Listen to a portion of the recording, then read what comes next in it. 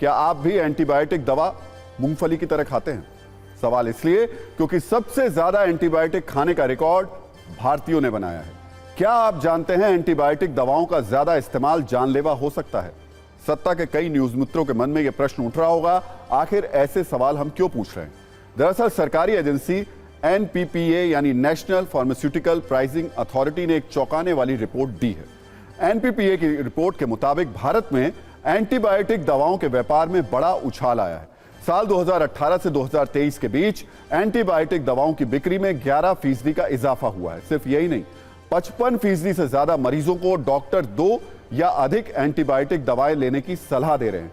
Antibiotic की बिक्री में यह उछाल ऐसी अवधि में आया है जिससे राष्ट्रीय रोग नियंत्रण केंद्र यानी NCDC ने देश का पहला सर्वे किया और इस सर्वे के बाद केंद्र ने एंटीबायोटिक दवाओं की बिक्री और इस्तेमाल को लेकर सख्त निर्देश दिए।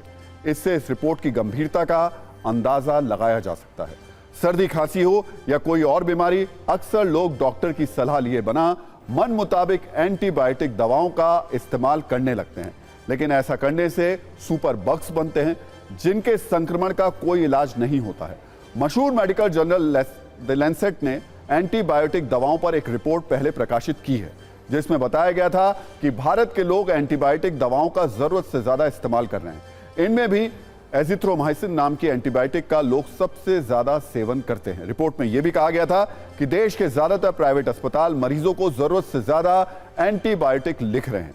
कोविड के दौरान यह चलन और बढ़ गया और अब तो लोग जरा सी समस्या होते ही बिना डॉक्टर की सलाह लिए एंटीबायोटिक ले लेते हैं।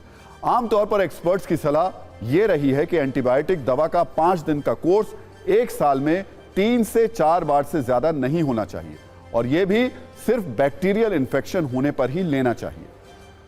अब आप सोच रहे होंगे, एंटीबायोटिक दवा तो बीमारी से छुटकारा पाने के लिए दी जाती है, आखिर शरीर पर इसका बुरा असर कैसे हो सकता है? आसान भाषा में समझिए तो एंटीबायोटिक दवा के ज्यादा इस्तेमाल से शरीर की इम्यूनिटी कमजोर हो जाती है। दरअसल जब बैक्टीरिया, वायरस, फंगस और पैरासाइट्स पर उनके इलाज के लिए उपयोग की जाने वाली दवाओं का असर नहीं होता है तो इस स्थिति को AMR यानी एंटी माइक्रोबियल रेजिस्टेंस कहा जाता है। यह तब होता है जब एंटीबायोटिक से लगातार किसी जीवाणु संक्रमण का इलाज किया जाता है और कामयाबी नहीं मिलती है तो वो जीवाणु उस दवा के खिलाफ प्रतिरोध विकसित कर लेता है। WHO के मुताबिक AMR आने वाले समय में मानवता के सामने 10 सबसे बड़े सार्वजनिक स्वास्थ्य के खतरों में से एक है। एक रिपोर्ट के मुताबिक MMR की वजह से हर साल दुनिया में 50 लाख लोग दम तोड़ रहे हैं। साल 2050 तक AMR से दुनिया में हर साल 1 करोड़ लोगों की मौत की आशंका है। AMR के चलते हर साल दक्षिण पूर्व एशिया में हो रही 4 लाख लोग उनकी मौत हो जा रही है।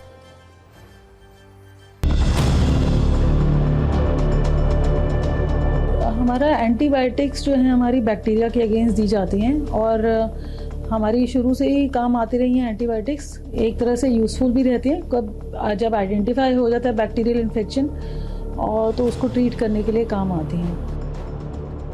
काफ़ी रीज़न्स हैं जो एंटीबायोटिक्स में इतनी मिसयूज़ हो गई हैं और ओवर यूज़ हो गई हैं कि अब कीटाणुओं ने उनके अगेंस्ट कॉमन एंटीबायोटिक्स के अगेंस्ट रेजिस्टेंस डेवलप कर लिए और अब वो इनएफेक्टिव हो रही हैं। फिर हमारे पास बचती है नई दवाइयाँ।